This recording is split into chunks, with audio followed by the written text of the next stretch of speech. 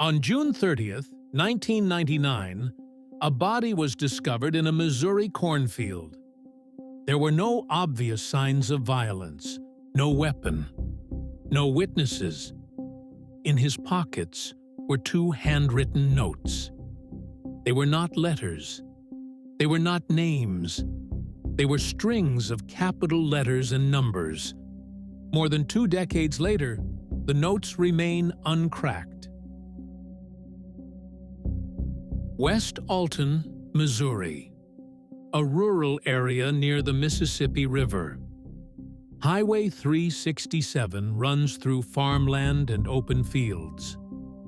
On June 30th, 1999, a woman driving near a cornfield noticed a body lying approximately 15 feet off the road. The deceased was identified as 41-year-old Ricky McCormick. McCormick was unemployed and disabled. He had a history of chronic heart and lung problems. Although no gunshot or stab wounds were immediately visible, the location of the body raised concern. He did not own a car. The field was more than 20 miles from his residence. Authorities classified the case as a homicide investigation.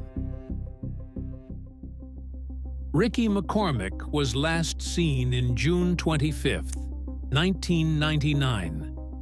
He had visited a hospital in St. Louis for a routine checkup. After that appointment, there were no verified sightings.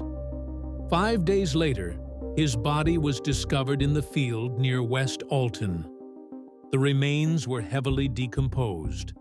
The medical examiner did not identify clear evidence of trauma. However, the absence of transportation, combined with the remote location, suggested outside involvement. Investigators were unable to determine how McCormick arrived at the field.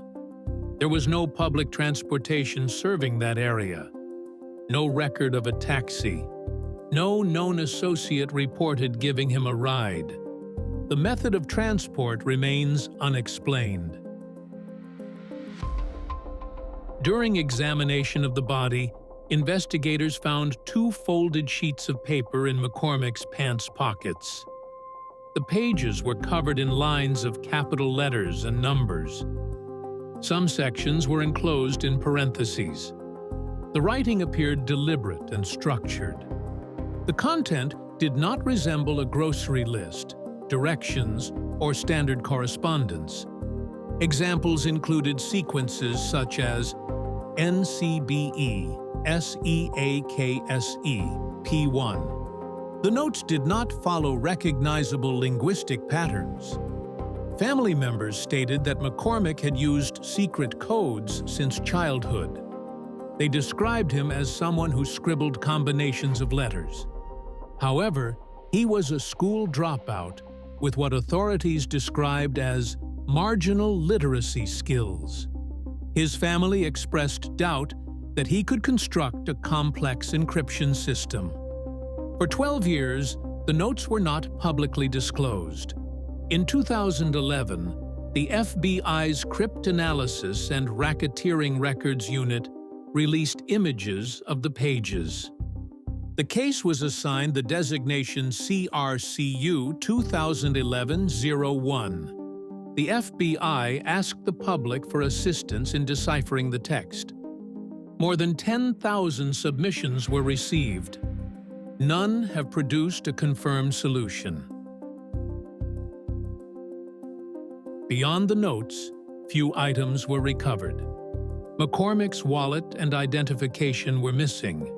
There were no confirmed personal belongings linking him to the location.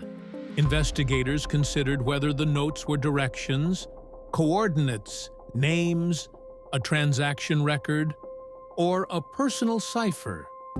The FBI described the writing as resistant to traditional code-breaking methods. It did not match substitution ciphers, common numeric codes, or standard encryption formats. Some analysts suggested the possibility that the notes may not represent a formal cipher at all. They could reflect a personal shorthand system. However, Without a key or contextual reference, interpretation remains speculative. Authorities have not publicly stated whether the notes are directly linked to the cause of death. They have not confirmed whether the writing was authored by McCormick or another individual. The notes remain in FBI custody. Ricky McCormick suffered from chronic health issues. He did not drive. The field where he was found was isolated. The condition of the remains made precise time of death determination difficult. No witness reported seeing him in the West Alton area. The absence of transportation remains one of the central inconsistencies. How he arrived there has never been conclusively established. The encrypted notes remain the only distinctive physical evidence associated with the case.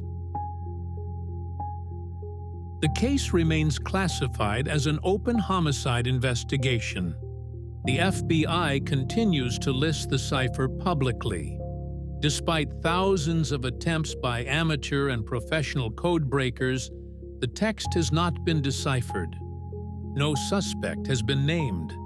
No arrest has been made. The notes remain uncracked. 2 sheets of paper. 30 lines of capital letters. Found in the pockets of a man discovered in a Missouri cornfield. If the notes contain a message, it has not been read. If they contain a name, it has not been identified. More than 25 years later, the meaning remains unknown. The case remains unresolved. This is Obscura Case, where every mystery deserves to be remembered.